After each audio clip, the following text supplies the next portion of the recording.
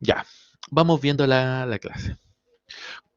Estas condiciones favorables para la clase, nosotros ya sabemos ya que son, que se supone que son en un ámbito regular, en un aula de clase, que tendría que haber sido en Nayef. Pero vamos a pasar y las vamos a describir. Recordemos practicar la puntualidad, mantener los dispositivos electrónicos en silencio, mantener todos sus sentidos activos y respetar el turno de participación. ¿Ya? La presentación de la clase, la unidad 1, seguimos como empresa, como sistema y sus procesos. El aprendizaje esperado caracteriza en el concepto de sistema en función de los elementos de una organización, considerando procesos de gestión. Y los criterios de evaluación son que caracterizan la ciencia social y el comportamiento social considerando sus funciones, y establece una comunicación oral y escrita adecuada con sus interlocutores a través de diversos medios y soporte.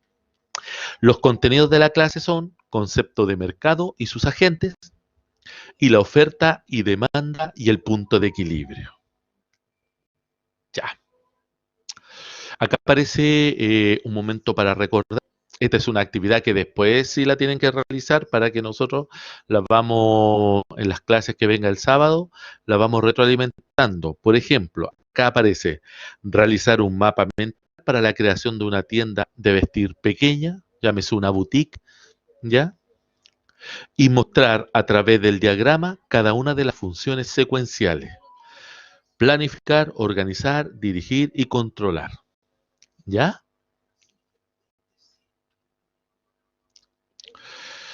Eh, Economía. ¿Qué es lo que es economía? Dice, es una ciencia social que estudia cómo los individuos o las sociedades usan o manejan los escasos recursos para satisfacer sus necesidades.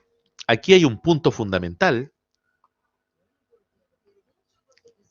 que nosotros tenemos que comprender. ¿Cuál es el problema económico?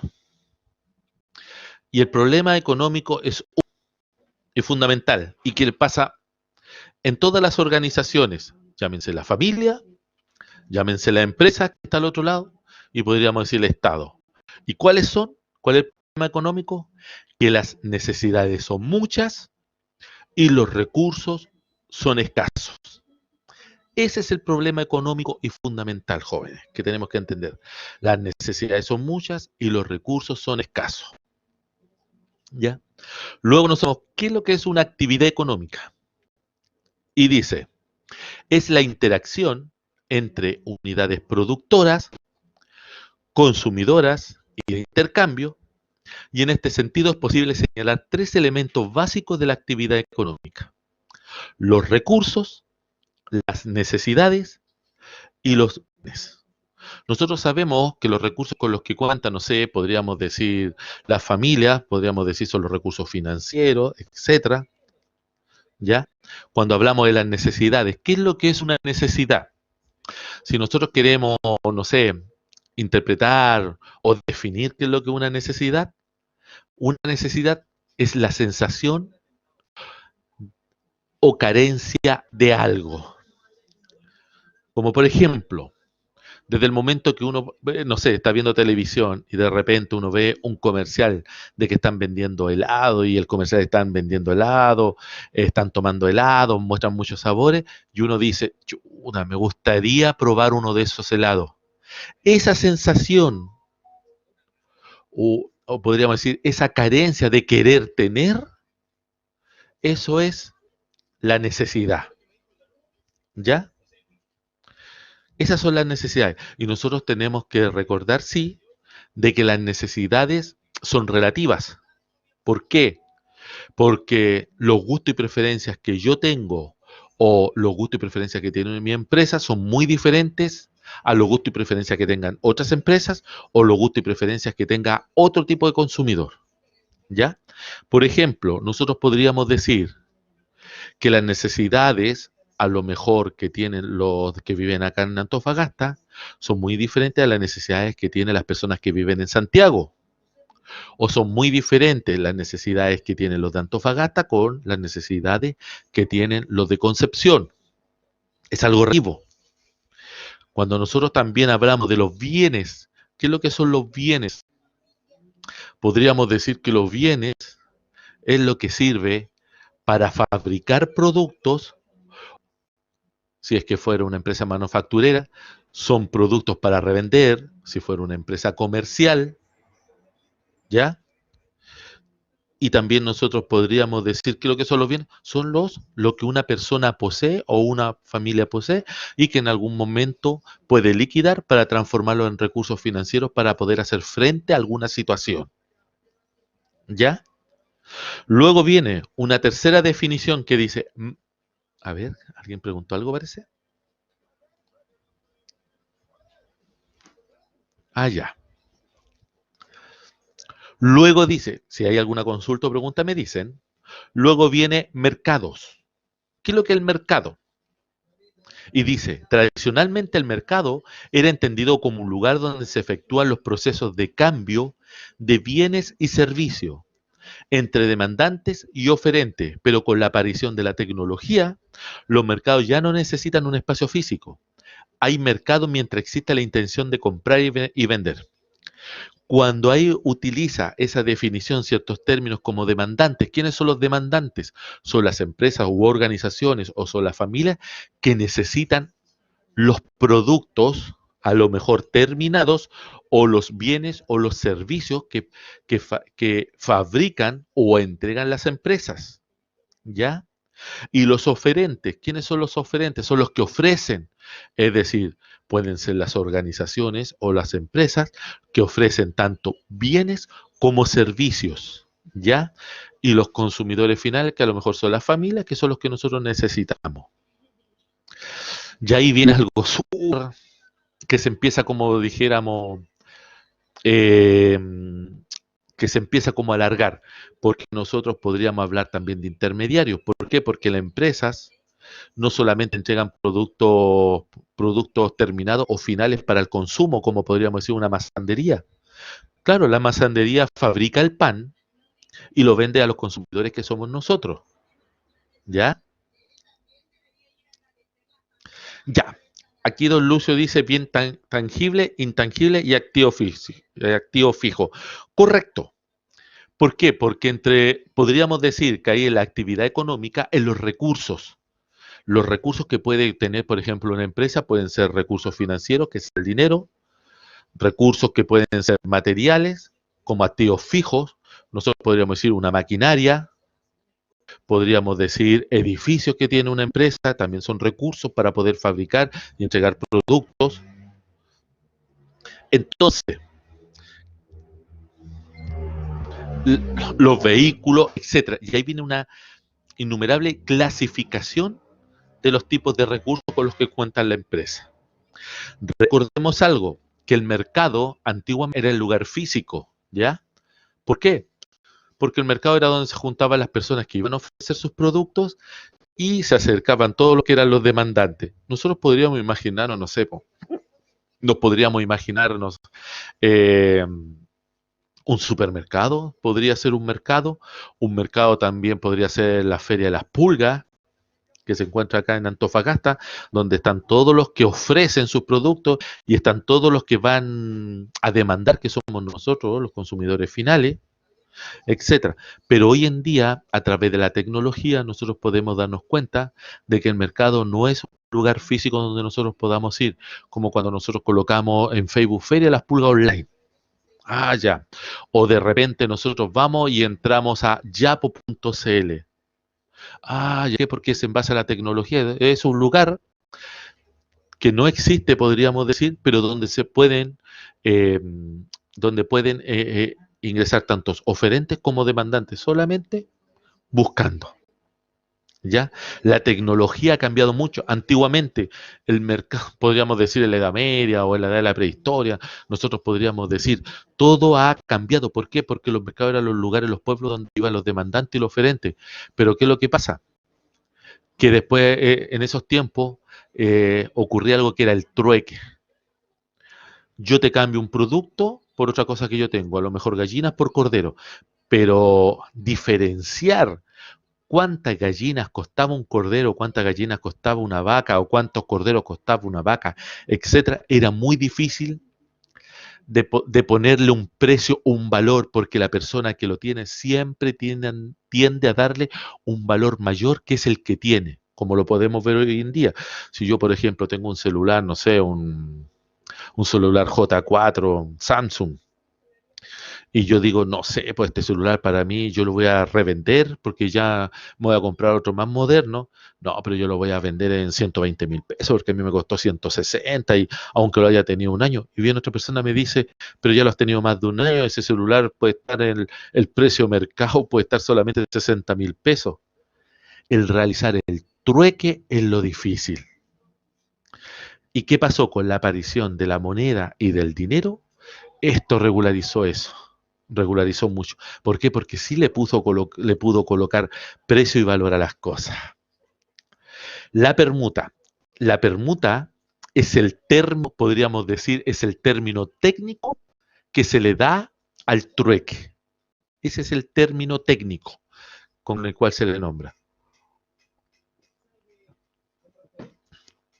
Fíjense, en estas tres definiciones, economía, actividad económica y mercado, hemos visto una infinidad de términos y cada vez vamos profundizando un poquito más. ¿Se dan cuenta?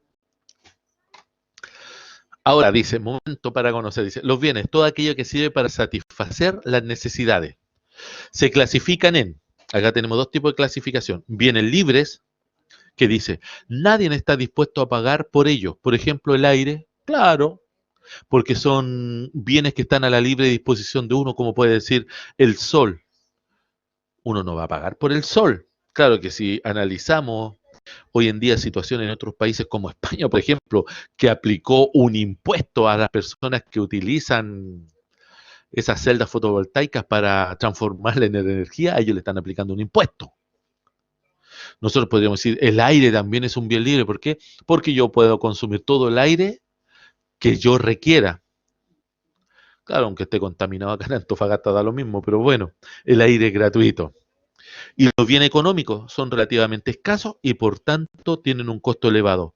Por ejemplo, un libro, un pantalón. Claro, ¿por qué? Porque los bienes económicos, si nosotros nos damos cuenta, tienen un precio, un valor y debido a qué, que para poder realizarlo se tuvo que utilizar, podríamos decir, recursos.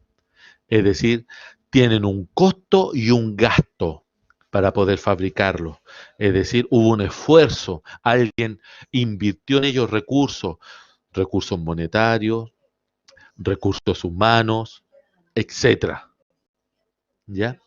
¿Y qué es lo que dice abajo que son los recursos? Dice, son todos los medios que se emplean para la producción de bienes y servicios.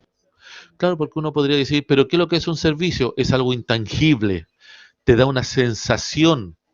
De repente uno dice, chuta, necesito ir para el centro, voy a tomar la locomoción colectiva y me subo a un vehículo, por ejemplo, a una micro, un Uber, etcétera, y pago por el servicio. Es decir, y llego al centro. En el momento que yo ya satisface mi necesidad, está cumplido. Y eso no es algo palpable. ¿Por qué? Porque el hecho yo de decir, llegué al centro de Antofagasta a través de este servicio, me produjo una satisfacción, es decir, ya cumplí, satisfací mi necesidad. Y como vemos al otro ladito, dice, ¿cuáles son las necesidades? Dice, es aquello de lo que no se puede prescindir, supone el estado de carencia de algo. Como nosotros sabemos, es la sensación o la necesidad de carencia de algo, de que nos falta. Dice, son limitadas en su número, son limitadas en su capacidad, son concurrentes, son complementarias, son sustituibles, se hacen costumbre y varían en intensidad. ¿Por qué? Miren, porque nosotros, ¿por qué podríamos decir que las necesidades, voy a ponerle un ejemplo, son sustituibles?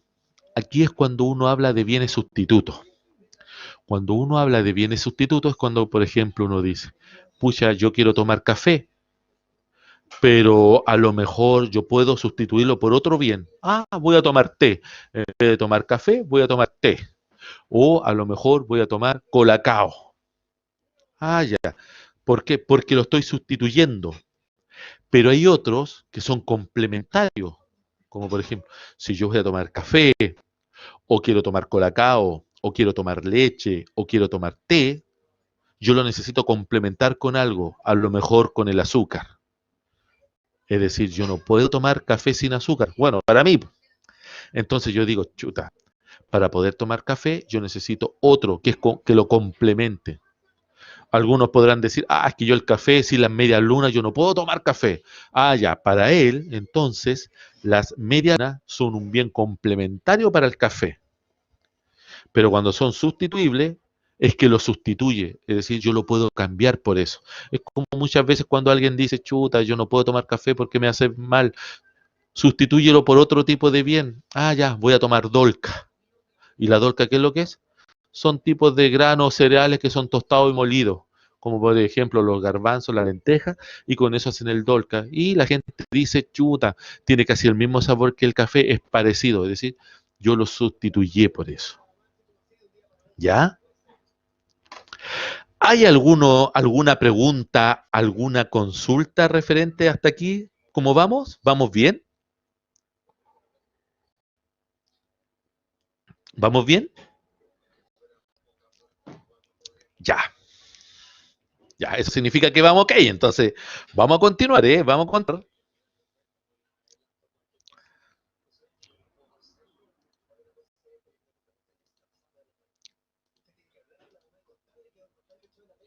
Ya. Ahora dice, recursos renovables. Aquí estamos viendo todo lo que son los recursos naturales. Sí, primero, recursos naturales. Los recursos renovables, que se sustituyen por la ley natural, como por ejemplo la fauna, la flora, aguas subterráneas, paisajes, suelos fértiles. Es decir, nosotros podríamos decir que los recursos naturales hay algunos que son renovables. ¿Por qué? Porque a través del tiempo que va pasando se van renovando. Es decir, que nos agotan. ¿Ya? Luego tenemos otros tipos de recursos naturales, como por ejemplo no renovables. Es decir, que se agotan y no se vuelven a regenerar, excluyendo la sal, como por ejemplo el petróleo, el gas, el carbón, los minerales metálicos. Claro, no son renovables porque en algún momento estos se van a ir acabando, ¿ya? Y tenemos otro tipo de recurso natural que es inagotable, que existen permanentemente, como por ejemplo la energía solar. Claro, uno podría decir la energía solar o la luz, podríamos decir, es algo inagotable. ¿Por qué? Porque nosotros sabemos que siempre que haya día, siempre va a haber luz solar. O como de repente uno dice, el aire. No, el aire no se va a acabar nunca, quién sabe, quién sabe. Pero encontrar, por ejemplo, un aire limpio y no contaminado, yo creo que tendríamos que ir a vivir allá a la montaña, yo creo, para la cordillera de los Andes, hasta por ahí nomás, porque como saben ustedes, hoy en día, hasta en los peces del mar o en el agua se han encontrado micropartículas de plástico. Entonces, qué tan sano no se sabe. Ahora dice,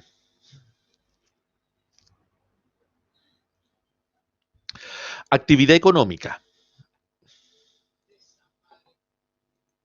Y dice, son específicas de un lugar, pero se organizan a nivel local, regional, nacional e internacional. Algunos países destacan por la realización de uno o más tipos.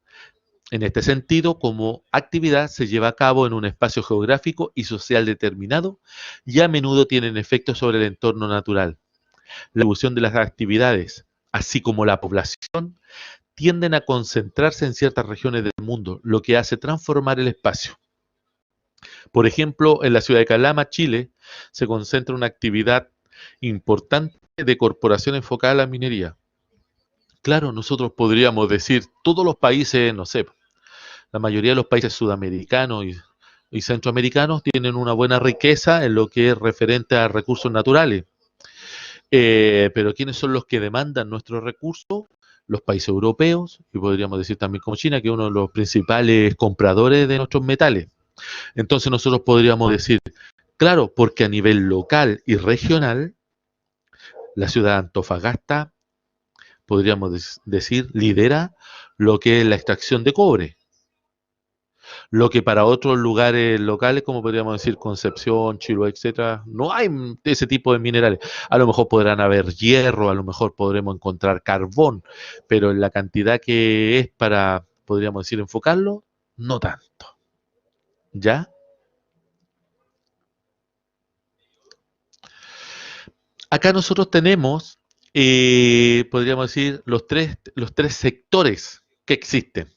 ¿Ya? Los sectores productivos en Chile. Nosotros podemos acá diferenciar el primero, que es el sector primario, que dice se dedica a obtener recursos de la naturaleza.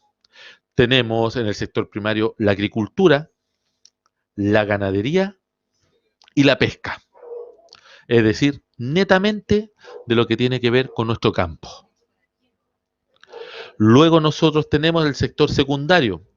Acá, que lo que nosotros podemos diferenciar es que transforman las materias primas en productos elaborados. Tenemos la industria y tenemos la construcción. Acá nosotros en el sector secundario podríamos decir todo lo que tiene que ver con todo lo que tiene que ver con el cobre, el salitre en menor escala y todo eso que nosotros estamos sacando. Es decir, nosotros transformamos esas materias primas para poder obtener algo, para poder revenderlo. Y ahí estaríamos en el sector secundario, tenemos la industria y la construcción. Y tenemos el tercer sector, que dice, se encarga de dar los servicios.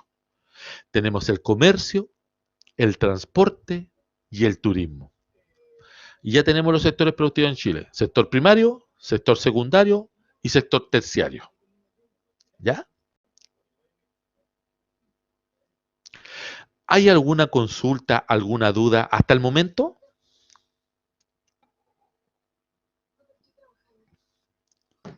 ¿Hay alguna consulta, alguna duda? Sí, don Jorge, pregúnteme. En el sector primario, la agricultura, ganadería y pesca son tres ejemplos o son los tres únicos. Mire, podríamos decir que son como acá en Chile podríamos decir que son únicos. Porque si nosotros nos fijamos en la figura, por ejemplo, mire, ¿qué es lo que dice el sector primario? Se dedica a obtener los recursos de la naturaleza solamente. Podríamos decir la agricultura cuando se sacan las papas, la ganadería la obtención de la leche y la pesca todo lo que tiene que ver con los peces que nosotros adquirimos, podríamos decir en el sector terciario que nosotros los compramos, etcétera, pero frescos, ¿ya? Solamente. ¿Por qué no son del sector secundario? Porque no los transforman.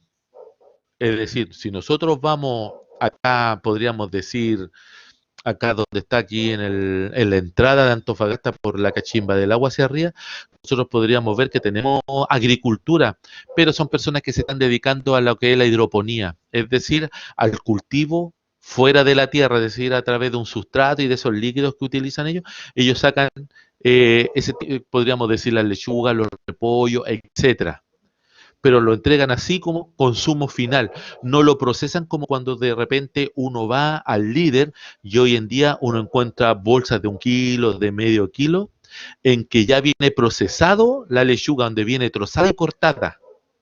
Que ahí nosotros podríamos decir, están transformando las materias primas en un producto semi-terminado o en un producto terminado para el consumidor final, que seríamos nosotros. Pero esto podríamos decir que va avanzando. ¿En qué sentido? En que hoy en día nosotros ya no estamos como consumiendo directamente los productos que se sacan desde la tierra o desde la leche, así como mostramos ahí las vacas, las carnes, etcétera, o desde la pesca. ¿Por qué? Porque ya no todos vamos, como se dice hoy en día, a la caleta a comprar el pescado, o vamos directamente a comprar los cultivos hidropónicos, o vamos directamente a algún criadero de cerdo, o de vaca, o de gallina a comprar, sino que los productos ya le dan un proceso. Los huevos hoy en día ya lo entregan en caja, es decir, tienen un proceso, tienen una medida, etcétera. Ya lo están transformando un poco. Profesor, ¿Sí? ¿el pirquinero sería del sector primario? No, no, no, no, no, no. Secundario. ¿Por qué? Porque los pirquenes hoy en día, por ley, todavía existen. ¿Por qué? Porque la empresa nacional del cobre, si no me equivoco, es la que está obligada a comprarle a los pirquineros la producción que ellos producen. Acá nosotros sabemos que cuando uno conversa con gente que trabaje en los pirquenes, siempre, no me acuerdo cuál es la empresa acá en Antofagasta que les Empresa tiene que, Nacional de Minería, la ENAMI. claro, ellos le compran por camionada y los pesan y todo eso, pero cuando uno conversa con ellos siempre dicen de que les quitan un poco de ley para tratar de pagarles menos. ¿Por qué? Eso es Porque mentira. tratan de mantenerlos. Es, es casi Pero según igual. la definición del sector primario dice, se dedica a obtener recursos de la naturaleza. Claro, Por eso, pero ¿por qué los pirquineros no entrarían al sector primario? Ellos entrarían al sector secundario, porque nosotros como consumidores finales, nosotros no podemos ir a comprarle, supóngase usted, algo lógico así, po. Necesito comprarte 20 kilos de piedra, por ejemplo, para yo procesarlo y poder sacar, no sé, pues sacarle un porcentaje de cobre, un porcentaje de plata y un porcentaje de oro, como lo que sacan las grandes empresas, porque en realidad ellos son los que le compran todo eso, po. Ellos les compran estas piedras, estas camionadas, para poder procesar, esa materia prima y poder sacarles esos tres productos, porque si uno trata de ir más profundo, estas empresas de cobre, ¿y qué pasa con el oro y la plata que le sacan, pero en menor cantidad? Nosotros nunca hemos visto eso, qué es lo que ocurre con eso. Y hoy en día, ¿qué es lo que dicen? No, se están llevando todo a través del concentrado de cobre. Pero el concentrado de cobre, como nosotros sabemos, son todas las piedras y allá en la China le están sacando entonces todo lo demás, po. ok, ¿Alguna preguntita? gracias. Sí, sí, sí. Recuerde, siempre, ¿por qué el sector primario? Supóngase, como habíamos dicho, el pirquinero, porque para poder utilizar lo del pirquinero hay que hacerle un proceso. ¿Dónde nosotros podríamos verlo? A lo mejor, imagínese usted, ¿dónde? Los que sacan oro. Los que sacan oro, pero a nivel familiar. Pero cuando sacan oro, ellos, ¿qué es lo que hacen? Lo procesan inclusive. ¿Por qué? Porque tienen que aplicarle unos ciertos procesos químicos a las piedras para poder sacar el oro y poder fundirlo. Pero ellos, ¿qué es lo que hacen? Al transformar esa materia prima ya pasan al sector secundario. Eso es lo que ocurre.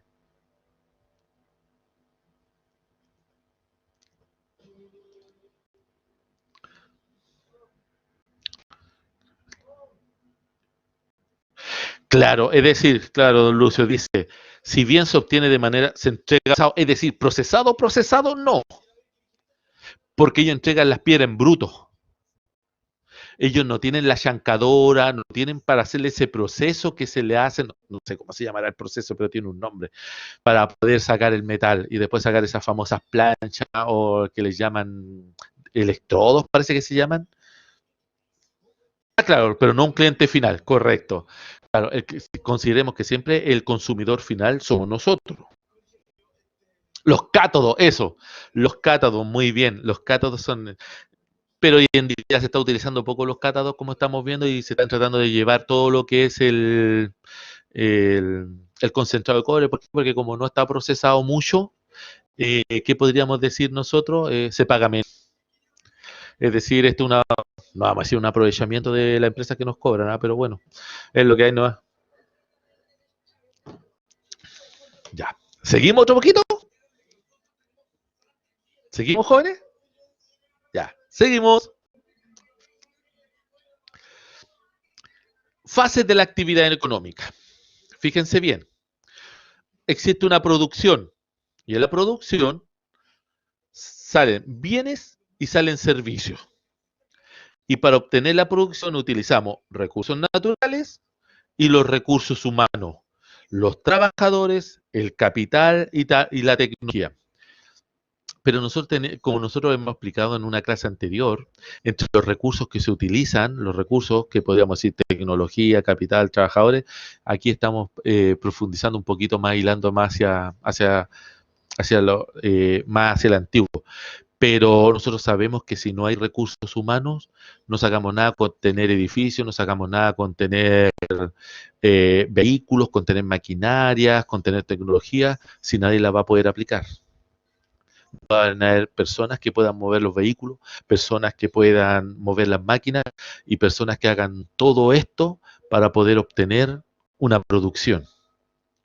Luego sale otra que es la distribución, el traslado, la venta o mercado, los productores y los consumidores. Y luego nosotros tenemos lo que es el consumo, factor, el precio, el ahorro y la renta. Claro, entre los factores, cuando nosotros hablamos de precio, casi siempre nos referimos a qué. Nosotros muchas veces cuando nos referimos a precio es al valor que se le está dando a un producto o a un servicio. El ahorro. ¿Qué es lo que es el ahorro? Es el sacrificio que realizan las familias o las personas o las empresas para no utilizar un dinero y lo colocan en bancos o instituciones financieras. Es un sacrificio y a cambio de ese sacrificio de no gastarlo o utilizarlo, uno obtiene una tasa de interés por eso. Bueno, y si otra persona necesita utilizar ese dinero, a las instituciones financieras o a los bancos, pide y por pedir ese dinero tiene que dar un costo que se llama, que es la tasa de interés, que es como al otro lado. La venta o mercado, nosotros ya vimos que dicen los productores y los consumidores. Es como cuando nosotros hablamos lo que eran los oferentes, es decir, los que ofrecen, y los demandantes, que son los que demandan, como nosotros que somos los consumidores finales. Y la distribución, lo que es el traslado, ya sabemos, ahí está relacionado un poquito con lo que es la logística, es decir, cómo yo muevo las mercaderías o podríamos decir las materias primas o los productos terminados para que lleguen de una empresa a otra, etcétera, o lo que es lo que de repente nosotros le llamamos el aprovisionamiento, cómo yo distribuyo eso dentro de una bodega.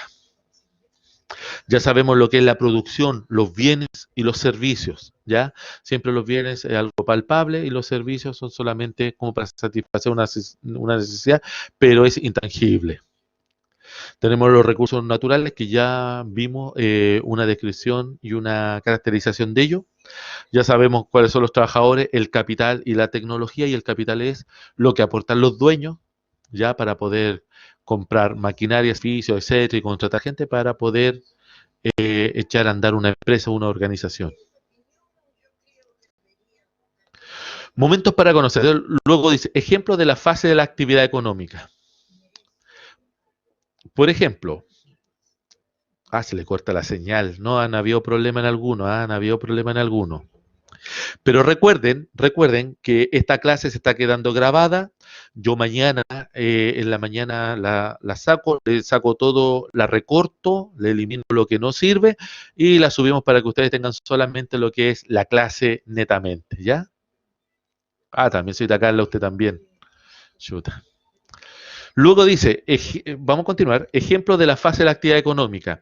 Elaboración, aquí salen los periódicos, elaboración y producción de los periódicos. Dos, la distribución de los periódicos mediante transporte terrestre. Y luego el consumo de periódicos en kioscos y librerías. Y hoy en día nosotros ya hemos visto que uno puede leer los periódicos vía o en algunos pagar una cierta suscripción donde uno tiene derecho a ver el papel digital completamente, algunos ciertos periódicos, sobre todo como el Diario Financiero o el periódico, bueno, el Pulso no, porque es de la tercera y uno lo puede ver por internet gratuitamente. Se va mucho, señorita Mariela, el audio. Chuta. Ya, a ver, vamos viendo. Miren aquí, dice, los limones están a 570. Denme un segundito, denme un segundito.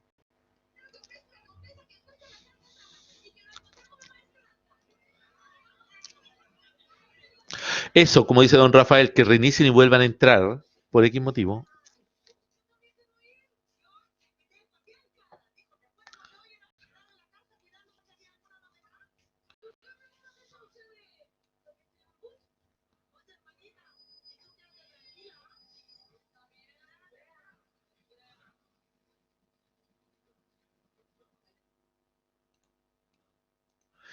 Um,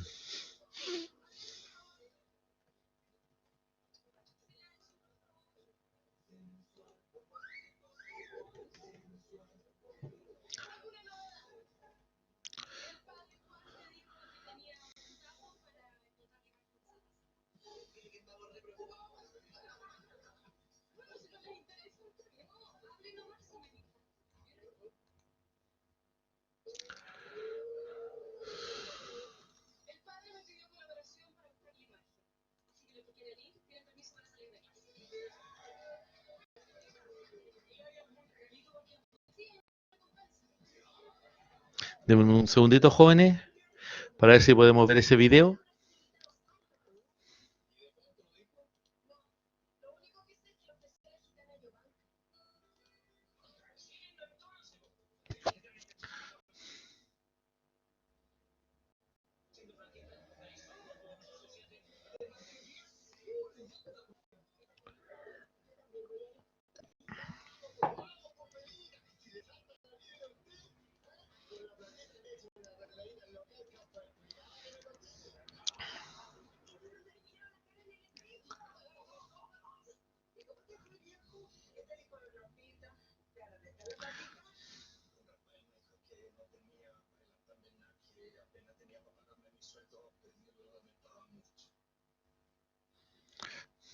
Denme un segundito, jóvenes, ya.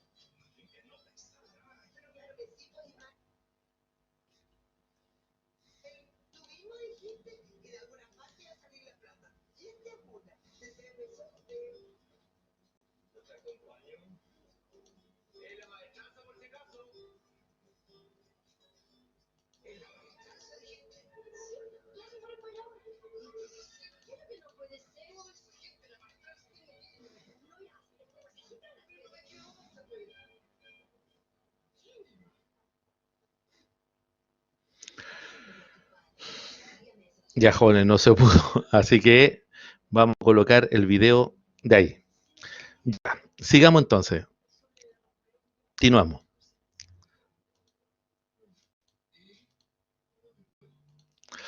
Entonces, ¿qué es el mercado? Nosotros ya nos dimos cuenta que el mercado es el lugar, ya no solamente físico, sino que también puede ser cualquier lugar donde converjan tantos oferentes como demandantes. ¿Ya? Luego, los agentes económicos, oferta y demanda, están los ciudadanos, están en el sector interno el gobierno y las empresas, y tenemos el sector externo. Si nosotros miramos, por ejemplo, cuáles son el sector externo acá en Antofagasta, si nosotros tuviéramos, no sé, como decía en el ejercicio al principio, una boutique, nosotros podríamos decir que hay otro tipo de agentes económicos que también influyen dentro de la empresa que tenemos dentro de la organización, como por ejemplo el servicio de impuestos internos, también influye. También nosotros podríamos decir ¿qué otro organismo influye con nosotros? La competencia también influye. También influye en nuestra empresa quiénes, los demandantes, claro, porque si subimos mucho los precios, menos ventas van a haber. Si bajamos, a lo mejor van a haber mayores ventas. También nosotros podríamos decir que tenemos a inspección del trabajo como fiscalizador, la municipalidad quien nos autoriza a través de una patente comercial poder funcionar dentro de la ciudad de Antofagasta. Es decir, el sector externo también puede ser el gobierno, que también influye.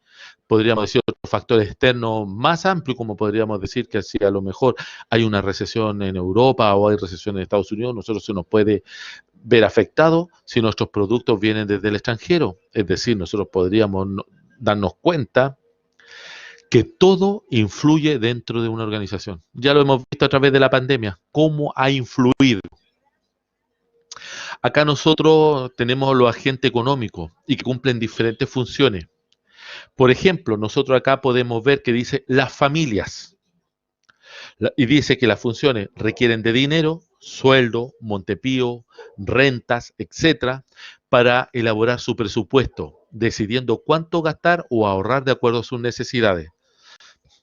Hoy en día, jóvenes, el presupuesto, como nosotros lo hemos visto, no solamente la grande empresa o el Estado o las familias en presupuesto, sino que uno como individuo tiene que presupuestar. Desde el momento que uno recibe su dinero a fin de mes, uno dice, esto lo voy a destinar para locomoción, esto lo voy a destinar para mi familia, esto lo voy a destinar para las cuentas que tengo que pagar en tiendas comerciales, un 5% a lo mejor para cualquier cosa que pueda durante el mes, un imprevisto, etcétera. Es decir, uno hace presupuestos constantemente. Las grandes empresas también hacen presupuestos. Y el Estado igual. Por ejemplo, hoy en día nosotros, ¿qué es lo que nos hemos dado cuenta?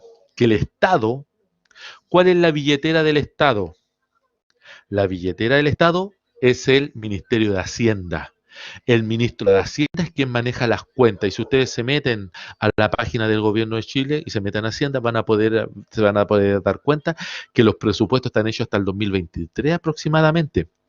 Y esto que ha ocurrido hoy en día ha afectado muy notoriamente los presupuestos familiares de empresas y del Estado. ¿Por qué? Porque el ministro no puede llegar y decir, oh, les voy a dar un bono, no sé, mensualmente de 500.000 pesos a cada familia.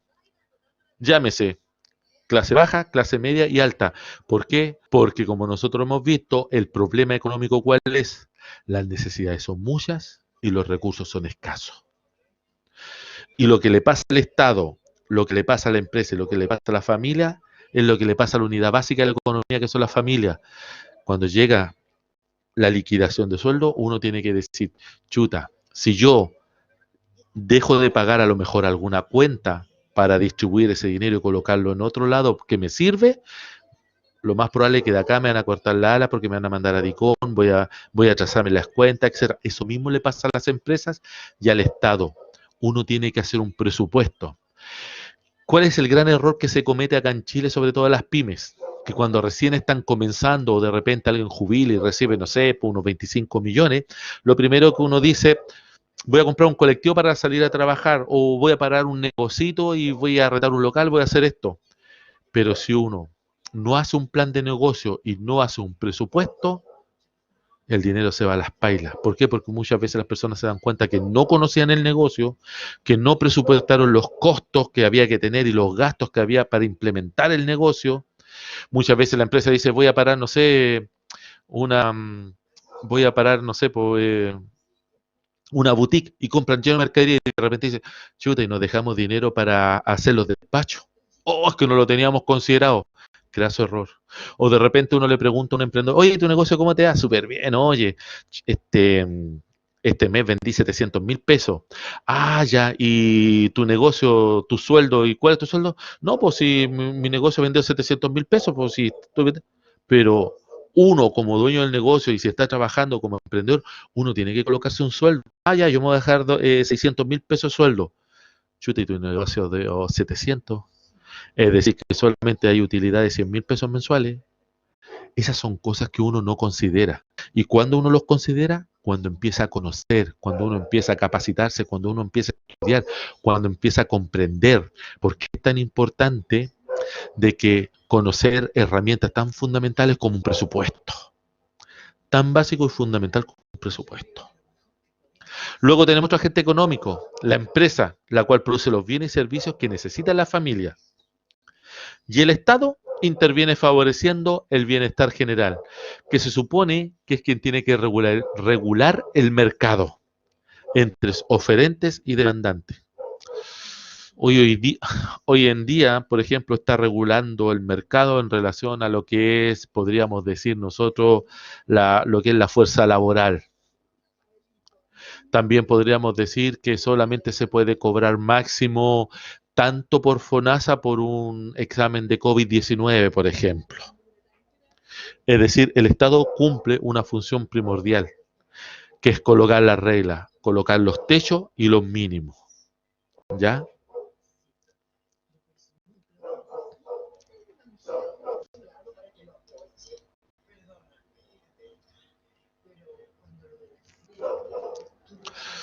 Ya. Vamos, sigamos.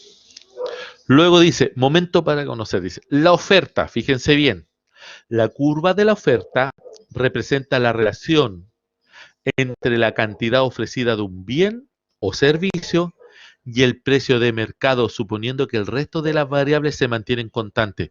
Fíjense bien ustedes, la flecha que va vertical subiendo dice precio y la que va horizontal dice cantidad. Y por eso siempre se dice que la curva de la oferta es positiva porque va hacia arriba. Si fuera negativa iría hacia abajo. Pero fíjense bien, dice las variables: precio de los insumos, precio de los bienes sustitutos y las políticas gubernamentales. Pero aquí, por ejemplo, dice que si yo un precio de 50, yo voy a vender 5 unidades de un producto, por ejemplo. Pero si yo vendo a un precio de 100, voy a vender 10 más. Es decir, va aumentando. Mientras más suba el precio, mayor cantidad voy a vender. Se supone, si yo tengo un precio de 150, yo, por ejemplo, voy a vender una cantidad de 20. ¿Se dan cuenta más o menos ahí en el gráfico? ¿Se fijaron la curva de la vertical que dice precio y la horizontal que dice cantidad? Es decir, mientras más suba el precio, mayor cantidad. Pero nos vamos a fijar algo en lo que son las variables. Fíjense, conforme los precios van aumentando, se empezarán a lanzar unidades del mercado y los precios más altos, la producción será mayor. Claro, porque mientras más vaya subiendo, yo como oferente voy a tratar de producir mayor cantidad, po. Luego dice, bajo la condición ceteris paribus, la tabla de oferta señala el comportamiento de los productores. Para unos precios determinados, las cantidades que los productores estarían dispuestos a ofrecer. Claro, si el precio está bajo a 2 pesos, ¿yo cuánto voy a ofrecer la oferta? Nada. Pero si el precio sube a 4, yo voy a ofrecer 2 unidades. Si el precio está a 6, chuta, yo voy a ofrecer 4. Si el precio sube a 8, yo voy a ofrecer 6. Es decir, yo como oferente, yo como empresario, mientras más suba el precio, mayor cantidad voy a tratar de producir. Pero acá viene otra cosa muy diferente, que es la demanda. Las personas, nosotros como consumidores finales, dice la demanda. La curva de demanda es el gráfico que representa la relación entre el precio de un determinado bien o servicio y el nivel o cantidad de demanda que los consumidores acepten, siendo esta decreciente, puesto que la relación es inversa. Esta pendiente negativa se denomina ley de la demanda. ¿Por qué decreciente? Porque va hacia abajo. Fíjense bien, excepción, cuando la competencia es perfecta, la curva de la demanda es horizontal. Eso lo vamos a ver después. Dice, variables que influyen a la demanda. El precio del bien, la renta. Cuando aquí habla de renta, jóvenes, no estamos viendo lo que es el sueldo que uno está obteniendo. Los gustos de los consumidores, los precios relativos de los demás bienes. Fíjense bien. Si el precio es la vertical y la horizontal es la cantidad que demanda. Dice que si un producto vale 5 pesos, yo solamente voy a estar dispuesto a comprar 12 unidades. Pero ¿qué ocurre si el precio baja 1 peso? Es decir, si baja a 4 pesos, yo la cantidad que voy a consumir va a ser mayor, 16 unidades. Totalmente distinto a lo que es la oferta, es decir, los oferentes, la empresa. La empresa siempre a mayor precio va a querer producir más. En cambio, los demandantes no. Nosotros que somos consumidores finales, mientras más suba, por ejemplo, si costaba 4 pesos, yo compraba 16, pero ¿qué pasa si sube 1 peso, sube 5 pesos? Yo en vez de comprar 16 o consumir 16, yo voy a consumir 12 solamente. ¿Qué es lo que ocurre muchas veces cuando, no sé, un bien normal, por ejemplo, que uno siempre tiene que comprar, que es como, por ejemplo, a ver, no, un bien de lujo no, un bien ya. Podríamos decir el café. Si el tarro de 100 gramos cuesta, por ejemplo, 1.200 pesos, y si ese tarro de 100 gramos sube a 1.500 la otra semana en el líder, yo a lo mejor en vez de comprar 3 tarritos que compraba de 100 gramos, voy a comprar uno solamente porque decir, chuta, no, subió el café, así que compro uno solamente y ahora me voy a un bien sustituto. En vez de comprar Nescafé, voy a comprar otra marca, a lo mejor un Dolca, que es un bien sustituto. Entonces, eso es lo que ocurre. Entonces, por eso existe algo en la economía que se llama el punto de equilibrio que aquí estamos viendo. ¿Y cuál es el punto de equilibrio? Podríamos decir que el punto de equilibrio es donde convergen tanto la oferta como la demanda. Es decir, como dice aquí un precio, a un precio de 6, yo estoy dispuesto a comprar 4 unidades. Entonces, ¿qué es lo que ocurre si el oferente o el productor, que es la línea azul, empieza a producir más? Va a tener que bajar el precio. ¿Por qué? Porque la gente, si sube el precio, la gente no va a querer comprar y va a empezar a comprar menos. Y ahí es cuando uno dice, la curva de la oferta y la demanda se nivela, se llega a un equilibrio. Es decir, la gente a este precio está dispuesta a pagar tanto solamente. ¿Ya? Luego dice, el punto de equilibrio del mercado, si se alcanza, no se mantiene en el tiempo, debido a que cambian las condiciones del mercado por los factores de la oferta y la demanda. Por ejemplo, cambio en las modas, avances tecnológicos, ¿ya? Luego dice, hay otros componentes a tener en cuenta y es el poder de algunas empresas para establecer el precio, reduciendo la producción para conseguir elevados precios y como consecuencia obtener importantes beneficios. Bueno, nosotros lo hemos visto, como ha quedado demostrado acá en Chile, como por ejemplo algunas empresas se coluden y que ellas cier- cier- ciertos productos, como podríamos ver lo que son los pollos, lo que es el confort, es decir, ellos se coludían y decían, nosotros como somos los oferentes, los que producimos este producto y somos los más grandes a nivel nacional, nosotros vamos a ir subiendo escalonadamente el precio, 100, 120.000 pesos, 120 pesos mensuales los vamos a ir subiendo. Y claro, eran los únicos que producían, la gente estaba obligada a comprar. Entonces, ellos subían sus precios y la cantidad tenía que mantenerse o ir aumentando un poquito. Entonces, el punto de equilibrio se iba moviendo. ¿En quién? En beneficio a la oferta. Eso es lo que va ocurriendo. Y ahí en el dibujito, por ejemplo, nosotros tenemos lo que es la oferta, lo que es el precio y la demanda. La demanda es lo que está, a lo que está dispuesto el consumidor final a comprar un cierto producto o un cierto servicio a un precio dado. ¿Ya?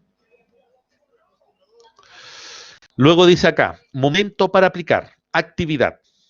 Construir el mercado de calzado considerando su agente económico y sus funciones. Además, crear el gráfico mostrando un ejemplo de punto de equilibrio, donde para un precio determinado se compra y venden X cantidades. Eso quiere decir mostrar la oferta y la demanda con un ejemplo hipotético. ¿Qué es lo que quiere decir? Que supónganse, fíjense bien en ese dibujito, la demanda es de color verde y la oferta es de color azul, ¿ya? Y ustedes tienen los precios en el lado que va en la vertical y en la horizontal la cantidad. Ustedes van a inventar acá el precio A y la oferta A. Es decir, usted tiene que crear ahí la oferta de la empresa y en el lado derecho aparece el precio de A y la demanda de A en verdecito. Ustedes van a colocar ahí cantidades y precios dispuestos a ofrecer y a demandar. Y ahí ustedes colocan lo que es el punto de equilibrio. Pero esto es hipotético. Si ustedes desean, pueden trabajar esto en grupo, como lo han hecho como 3 o 4 grupos, ya lo están trabajando en grupo, pero la idea es que no salgan de sus casas, recuerden la cuarentena, pueden juntarse a través de las redes sociales, ¿ya? Luego dice, fíjense bien lo que es la fijación de precios, los ingresos, que es lo que ahorran, tenemos luego lo que es la empresa, recuerden, en un lado están las familias, en la otra, en el otro extremo está la empresa y en el centro, queríamos decir, está el Estado, quien regula. Y ustedes ya ven, las personas pagan impuestos, demandan productos. ¿Y qué reciben de la empresa? De las empresas reciben ingresos y las personas también ahorran. Y las personas hacia la empresa, las empresas ofertan productos o utilizan recursos limitados y pagan impuestos. Y el gobierno o el Estado es quien cobra los impuestos. También el Estado subsidia a las familias, como nos hemos dado cuenta hoy en día, y también utiliza recursos limitados a las personas, y también hay políticas gubernamentales que aplica tanto el Estado para las personas, las familias, y para las empresas. ¿Ya?